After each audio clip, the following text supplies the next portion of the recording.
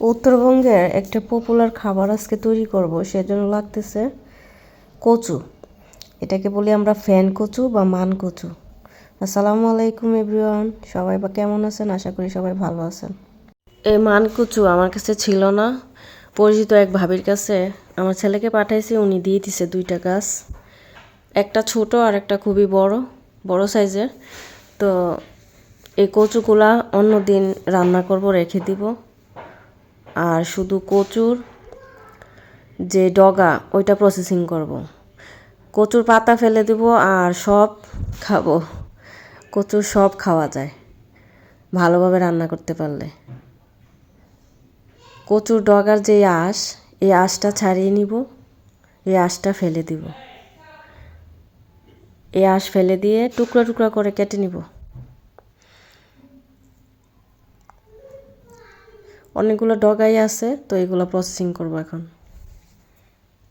ছোট ছোট টুকরা করে নিয়েছি, পরিষ্কার করে ভালোভাবে ধুয়ে এখন এগুলো ব্লেন্ড করে নিব। তবে এই কাজটা খুবই টাফ, সতর্কতার সাথে কাজটা করতে হবে। পলি অথবা গ্লাভস ইউজ করে কাটতে হবে, তারপরে পরিষ্কার করতে হবে, এগুলা না হয় হাতে চুলকাবে। তো এই যে ব্লেন্ড করে নিয়ে আসলাম, খুবই মিহি করে ব্লেন্ড করে নিয়ে আসছি। কি সুন্দর লাগতেছে কালারটা দেখতে। এখন একটা ছাঁকনিতে নিয়ে নিব, ছাঁকনিতে নিয়ে পানিটা ফেলে দেব, পানিটা ছেঁকে নিব। একটা স্প্যাচুলার দিয়ে চাপ দিয়ে পানিটা ফেলে দিব। আপনারা হয়তো ভাবতেছেন আমি কচু নিয়ে তো মাখামাখি কাটাকাটি, তারপরে এখন ছোটো মাছ, এগুলো দিয়ে কী করতে যাচ্ছি।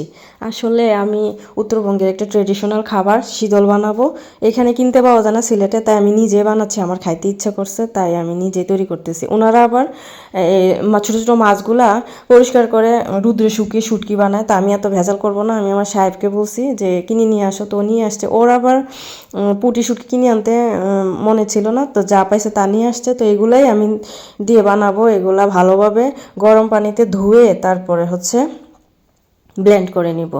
তো এখানে বড় চিংড়ি শুটকি, ছোট চিংড়ি শুটকি, কাচকি মাছের শুটকি আর বাঁশপাতি শুটকি ছিল। তো আমার বাসায় আবার জিরা ছিল না, জিরা গুঁড়ো আছে, বাটা নাই, তো আমি বাটা ইউজ করব, তাই জিরা বাটতেছি। কচুর যে পেস্ট, ওইটা ভালোভাবে পানি ঝরিয়ে নিলাম এখানে। তারপর ছোটো ছোটো শুটকি ভালোভাবে ব্লেন্ড করে মিহি করে ব্লেন্ড করে নিলাম। এইখানে নিয়ে নিলাম হলুদ গুঁড়া, নিয়ে নিলাম বেশি করে রসুন পেস্ট, আর জিরা বাটা, আর নিয়ে নিলাম ধনে গুঁড়া আর আদা গুঁড়া। আদা বাটা দিলেও হয়, আমি আদা গুঁড়া দিচ্ছি। তো এগুলো ভালো করে মিশিয়ে নিচ্ছি। এগুলো ভালো করে মিশাতে হবে। হলুদ গুঁড়া দিলাম কালারের জন্য। তো ওনারা আবার পেঁয়াজের যে পেঁয়াজ পেস্ট ইউজ করে, আমি এটা করতেছি না। আমি যখন রান্না করি তখন পেঁয়াজ কুচি বাড়িয়ে দিব, তো আমি আমার মতো করেই করতেছি। তো এখন ভালোভাবে এভাবে গোল করে গুলা বানিয়ে শুকানোর জন্য দিব। শুকানোর জন্য প্রসেসিং করতেছি, রোদে শুকাতে হবে।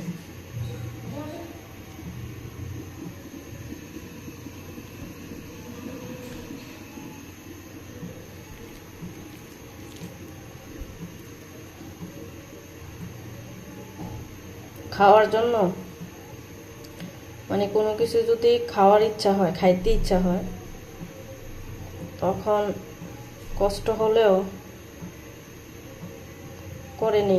কাজগুলো করে নিই, কারণ নিজের হাতে করলে পরিষ্কার পরিচ্ছন্ন থাকে, আর কাজটাও মনের মতো হয়। খাওয়ার রুচিটাও বেড়ে যায়, কারণ নিজে তৈরি করলে পরিষ্কার করে করা হয়। ছোট ছোট গুলা করে নিয়ে নিলাম এখানে। এখন রোদ্রে শুকাতে হবে, খুব সতর্কতার সাথে রোদ্রে শুকাতে হবে, কারণ মাছি যদি থাকে আবার বিড়াল যদি আসে তাহলে সমস্যা। খুব লেন্দি একটা প্রসেসিং, তাও করে নিলাম কারণ আমার খাইতে ইচ্ছে হয়েছে। এটা যদি আবার কিনতে পাইতাম তাহলেও আমি কিনতাম না, কারণ তখন আমার এটা খাওয়ার জন্য আমার রুচি আসতো না।